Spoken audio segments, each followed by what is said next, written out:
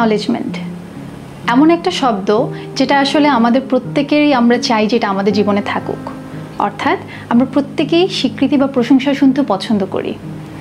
একটা ঘটনা বলি, অফিসের একজন স্টাফ কোনো একটা প্রজেক্ট হাতে পাওয়ার জন্য সে দিন রাত এক করে দিয়ে একটা কাজ করলো এবং দেখা গেল কাজটা তারা পেয়েছে, কিন্তু যেভাবে তারা পেয়েছে সেই অনুযায়ী তাকে কিন্তু একটাবারও কেউ বললো না যে তুমি কাজটা ভালো করেছো। তো এই যে তাকে বললো না, সে কিন্তু প্রত্যেকের মুখের দিকে একটাবার করে তাকিয়েছিল যে যেন তাকে কেউ একটু বলে যে ইয়েস, আজকে তোমার অবদান ছিল অনেকখানি।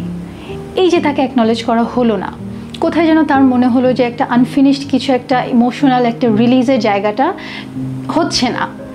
তো এটা গেল একটা। আবার দেখা যায় যে কোনো একটা ফ্যামিলি মেম্বার, হতে পারে আমার সিনিয়র মেম্বার, সে আমাদের পুরো ফ্যামিলির জন্য অনেক কিছু করেছে, অনেক কিছু, কিন্তু আমরা তাকে সেই কাজের স্বীকৃতিটা, সে যে আজকে আমি হয়ে ওঠার পেছনে ওই মানুষটার যে এত বড় একটা অবদান, হয়তো আমরা তাকেও সেটা কখনো বলছি না। হতে পারে তার জন্মদিনে বা তার কোনো বিশেষ দিনে তাকে কোনো কিছু একটা উপহার দিয়ে বলা যে আজকে আমার জন্য, আমার এই অবস্থার জন্য থ্যাংক ইউ আপনাকে, এই কথাগুলো না বলা। তারপর হচ্ছে আমরা যেটা জানি ইউনিভার্সাল যে একটা সম্পর্ক আছে ইনলজ ফ্যামিলিতে, এটা হতে পারে ননদ, ভাবি, এটা হতে পারে শাশুড়ি, বউ বা শ্বশুর, এই ধরনের অনেকের সাথেই হতে পারে। তো ওখানেও দেখা যায় যে কোথায় যেন আমরা কাজ করি, এফোর্ট দেই, কিন্তু কোথায় যেন আমাকে এতটুকু প্রশংসা করা হয় না বা আমাকে সেই স্বীকৃতিটা দেওয়া হয় না যে এই ভালো জিনিসের জন্য বা ফ্যামিলি টাইয়ের জন্য তোমার অবদান আছে।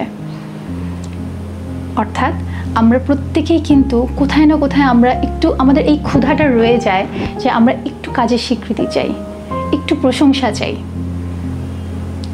আমরা যদি ওই মানুষটাকে, যারা কিনা আমাদের এত কাছের, কোনো একটা প্রজেক্ট পাওয়ার ব্যাপারে আমাদের পরিবারের একটা অবিচ্ছেদ্য অংশ হিসেবে তার অবদানকে যদি আমরা দেখি যে সে করে যাচ্ছে, তাহলে কি আমরা তাকে সেই স্বীকৃতিটা দিতে পারি না?